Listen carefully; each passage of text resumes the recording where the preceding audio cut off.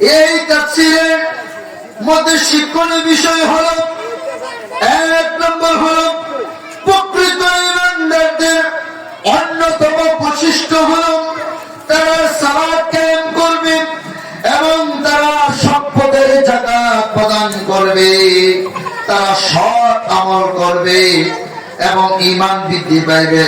অবাধ্য এবং অন্যায় অপরাধ নাফরমান কাজ মানুষের ঈমানকে ধ্বংস করে দেয়। কোন ব্যক্তি যদি, কোন আল্লাহর বান্দা যদি কোন অন্যায় কাজ করে, অপরাধ করে, জিনা করে, ব্যভিচার করে, হারাম খায়, হারাম পথে চলে, তখন তাদের ঈমান কি পায়? ঈমান হ্রাস পায়, মানে কমে যায়। আর যখন ওই আল্লাহর বান্দা, ও আমার মুসলমানের বান্দার বাবারা, মুরব্বি বাবারা, যুবক ভাইরা, যখন আল্লাহর জিকির করবে, সৎ পথে চলবে, হালাল খাইবেন, ছেলে মেয়েদেরকে কোরআনের শিক্ষা দিবেন, সৎ পথের শিক্ষা দিবেন, তখন আল্লাহ রাব্বুল আলামিন আপনার ঈমানকে আল্লাহ রাব্বুল আলামিন মজবুত করে দিবেন। বলি সুবহানাল্লাহ। এই জন্য এরপর দ্বিতীয় হলেন প্রকৃত ঈমানদার পরিমাণের হলো তাদের অন্তত সব কিছু কাজের মধ্যে আল্লাহ সফলতা দান করবে। বলি সুবহানাল্লাহ। যারা ঈমানদার, যাদের ভিতরে আল্লাহর ভয় রয়েছে, তারা প্রত্যেকটা কাজের মধ্যে, আপনার প্রত্যেকটা কাজে, ব্যবসা বাণিজ্য, ছেলে মেয়ে, শিক্ষা দীক্ষা, কামাই রুজি, সব কিছুর মধ্যে আল্লাহ তাআলা তাদের মধ্যে কাজের মধ্যে বরকত দান করবেন। বলি সুবহানাল্লাহ। আর যার মধ্যে ঈমান নাই, যার মধ্যে ঈমানের মধ্যে ঘাটতি রয়েছে, যার মধ্যে আল্লাহর দ্বীনের পথে, কোরআন সুন্নাহ পথে যারা না চলবে, তখন তাদের নামাজ না পড়বে, রোজা না রাখবে এবং অন্যান্য ইসলামের যে কাজগুলো করার দরকার এগুলা যারা না করবে, তখন তাদের কামাই রুজির মধ্যে বরকত হবে না, ছেলে মেয়েগুলা নেককার হবে না, তাদের কোনো কাজের মধ্যে সফলতা আসবে না।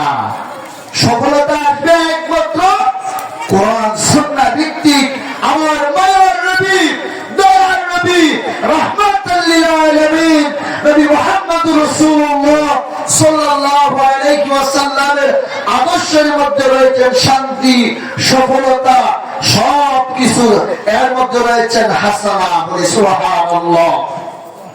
আল্লাহ তাআলা কুরআনুল কারীমের মধ্যে বলেন, লাকাদ কানা লাকুম ফি রাসূলিল্লাহি উসওয়াতুন হাসানা। আল্লাহ তাআলা বলেন উসওয়াতুন হাসানা একমাত্র প্রিয় নবী, সাইয়্যিদুল মুরসালিন, খাতামুন নবিয়্যিন, শাফিউল মুজনিবিন, গুনাহগার উম্মতের কান্ডারি নবী মুহাম্মদুর রাসূলুল্লাহ সাল্লাল্লাহু আলাইহি ওয়াসাল্লামের উত্তম আদর্শের মধ্যে রয়েছে হাসানা। বলে সুবহানাল্লাহ। আল্লাহ তাআলা প্রিয় নবীজিকে বলেছেন এবং আল্লাহ তাআলা কোরআনুল কারীমের মধ্যে বলেন, ওয়া ইন্নাকা আলা খুলুকিন আযীম, সর্বোত্তম চরিত্রের অধিকারী হলেন নবী মুহাম্মদুর রাসূলুল্লাহ সাল্লাল্লাহু আলাইহি ওয়াসাল্লাম।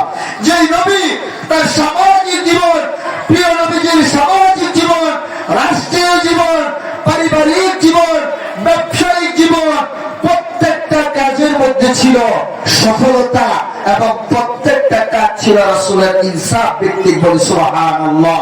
কারো প্রতি কোনোদিন জুলুম করে নাই, কারো প্রতি কোনোদিন কষ্ট দেয় নাই, কাউকে কখনো ঠকাই নাই।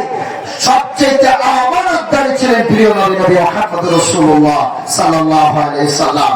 সম্মানিত আমার এই চন্দ্রাল পূর্ব বাগান বাইতুল নূর জামে মসজিদের মহল্লাবাসীরা এবং চন্দ্রালের মুরব্বী বাবারা, যুবক ভাইয়েরা, আমার পর্দার মা বোনেরা, সকলের হাতে পায়ে ধরে বলি, আজ থেকে আমরা প্রতিজ্ঞা করি আর কোনদিন নামাজ ছেড়ে দিব না, আর কোনদিন রোজা ছেড়ে দিব না, আর কোনদিন অন্যায় পথে চলবো না, আর কোনদিন হারাম খাবো না, ন্যায় পথে চলবো, ছেলে মেয়েদেরকে কোরআনের শিক্ষা দিব। আজকের এই মাহফিলকে আল্লাহ তাআলা কবুল করেন। সবাই বলেন আমিন।